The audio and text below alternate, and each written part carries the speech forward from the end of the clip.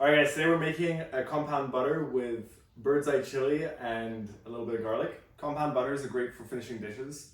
It's nice to just have some in the fridge. We're going to use softened butter. Here we got our Thai chili, also known as bird's eye chili. My tolerance is pretty high, so I'm going to use a lot of these. I like very spicy butter. Just add as much as you need. I want the seeds in this recipe. If you want to take them out, just split it down the middle and scrape it out. It's not actually the seeds that are spicy, it's the pith that's close to the seed. Alright, so let's start making it. We're going to start by removing our stems. Then we're going to add it to our food processor. Blend it nice. We're going to throw in a couple cloves of garlic for flavor. Now we're adding our butter. Make sure it's room temp and make sure it's unsalted. We're going to season at the end to taste. If you're using this butter to finish a sauce or a protein, you may want to consider no seasoning because you can season at the end.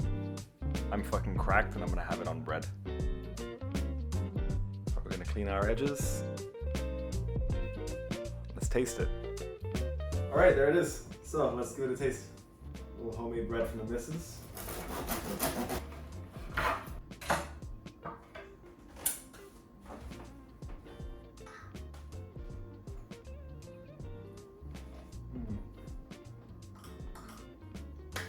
It's delicious.